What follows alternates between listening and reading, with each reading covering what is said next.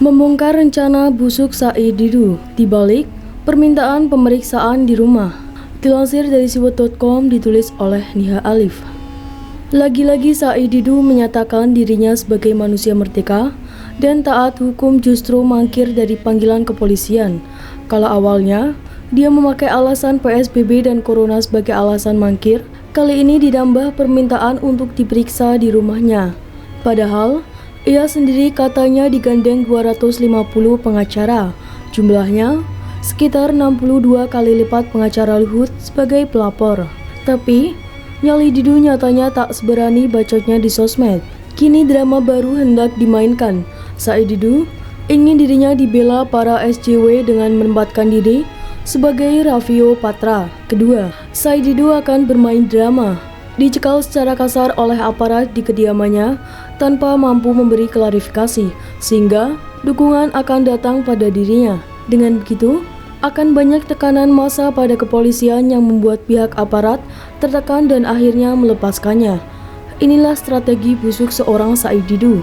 Andaikan kepolisian menuruti permintaannya untuk diperiksa di rumah agar skenario busuknya terpatahkan, kepolisian harus menjemput paksa Said Didu dan meminta klarifikasi di kantor polisi.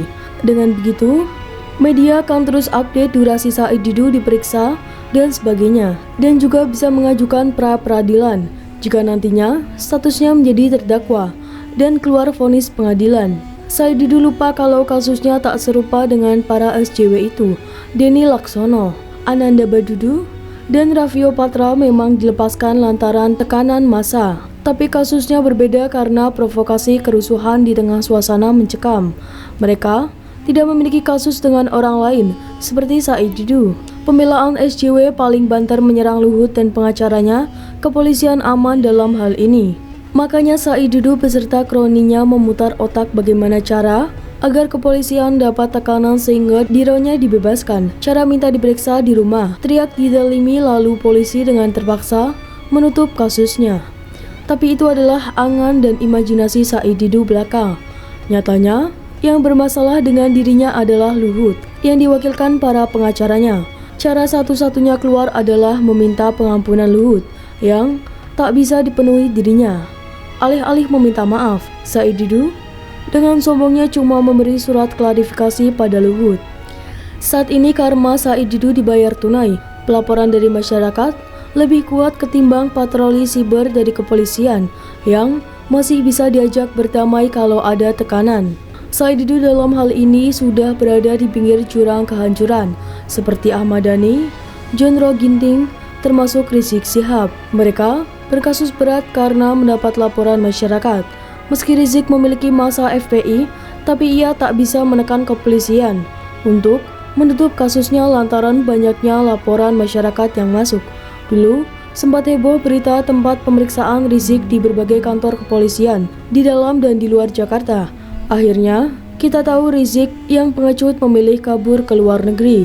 Apalagi Ahmad Dhani atau John Ruh Ginting yang tidak memiliki masa, lebih mudah menciduk mereka atau menjemput paksa. Said Didu dalam kasus ini katanya telah ditinggal geng Makassar. Makanya, dia memanfaatkan emosi massa termasuk para SJW untuk mengesankan dirinya ditekan dan didalimi. Namun upaya Said Didu akhirnya akan sia-sia. Lihat saja, ke depan kalau mangkir lagi bisa jadi dia akan segera dijemput paksa. Pergi memakasi kasus manusia merdeka, keluar pemeriksaan bisa-bisa memakasi kasus tahanan. Inilah yang sangat ditakutkan Said Didu, sampai-sampai dunia maya dihebohkan dengan tagar Said Didu pengecut. Politisi Demokrat Ferdinand bahkan sempat menyindir dirinya yang tak taat dengan hukum. Andaikan tak ada corona pun, Said Didu akan tetap mangkir dengan 1001 alasan. Pengacaranya yang jumlahnya ratusan nyatanya hanya pajangan. Pangkat penyidik Kompol Sylvester yang menangani kasusnya juga memiliki background S1 dan S2 hukum. Artinya, polisi satu ini sangat tahu celah kesalahan Said Didu dalam videonya yang menyerang Luhut. Bahkan netizen dengan pasti menyebut Said Didu akan menjadi terdakwa dalam satu kali pemeriksaan. Semoga kepolisian tak gentar menghadapi drama Said Didu dan kroninya. Panggilan ketiga bisa dijemput paksa kalau mangkir. Bagi Didu, tak perlu banyak drama lagi. Sudah puas dirimu mencaci Jokowi dan jajarannya di tengah corona. Kini saatnya kau meringkuk di penjara. Begitulah kura-kura.